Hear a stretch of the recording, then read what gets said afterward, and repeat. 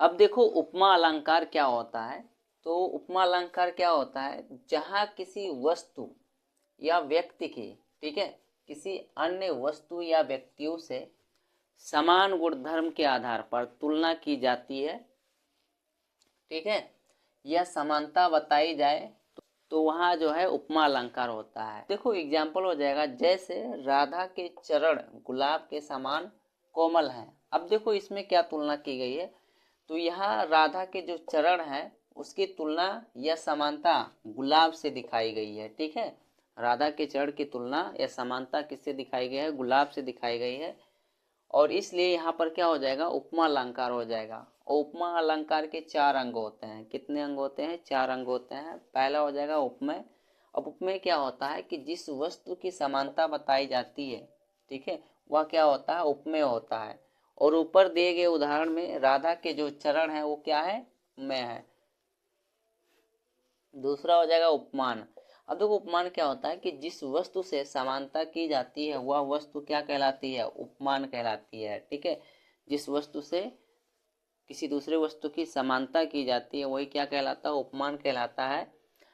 अब ऊपर दिए गए उदाहरण में जो गुलाब है वह क्या है, उपमान हो जाएगा, ठीक। अब देखो तीसरा पॉइंट हो जाएगा वाचक। अब वाचक क्या होता है, तो समानता अथवा पहचान को व्यक्त करने वाला जो शब्द होता है वो क्या कहलाता है, वाचक कहलाता है। और ऊपर दिए गए एग्जाम्पल में जो समान शब्द है वो क्या कहलाएगा, वाचक कहलाएगा, ठीक है। और चौथा नंबर हो जाएगा साधारण धर्म क्या होता है।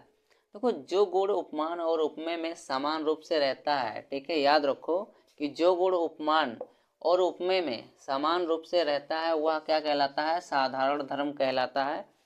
और ऊपर दिए गए उदाहरण में कोमल शब्द जो है साधारण धर्म है, ठीक है। यहाँ पर जो कोमल शब्द है वो क्या है, साधारण धर्म है, ठीक है, क्योंकि यह राधा के चरण और गुलाब दोनों में आया है।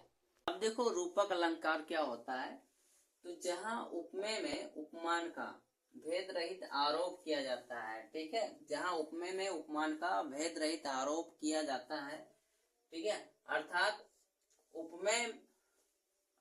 उपमेय प्रस्तुत और उपमान जो है अप्रस्तुत में अभिन्नता प्रकट की जाए, वहाँ क्या होता है, रूपक अलंकार होता है। एग्जाम्पल हो जाएगा, मुख चंद्र तुम्हारा देख सके मन सागर मेरा लहराता है, ठीक।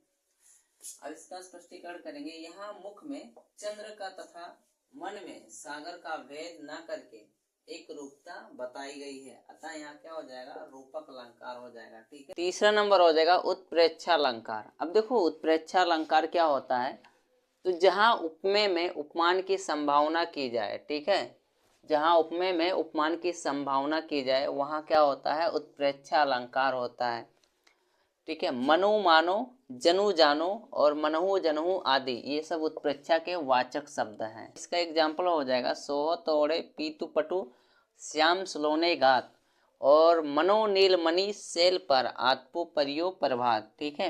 अब इसका जब स्पष्टीकरण करेंगे तब क्या होगा, यहाँ पीला वस्त्र धारण किए हुए श्री कृष्ण के श्याम शरीर जो है उपमेय प्रस्तुत में प्रातः धूप से शोभित नीलमणि सेल उपमान अप्रस्तुत की संभावना की गई है, अतः यहाँ क्या हो जाएगा, उत्प्रेक्षा अलंकार हो जाएगा, ठीक।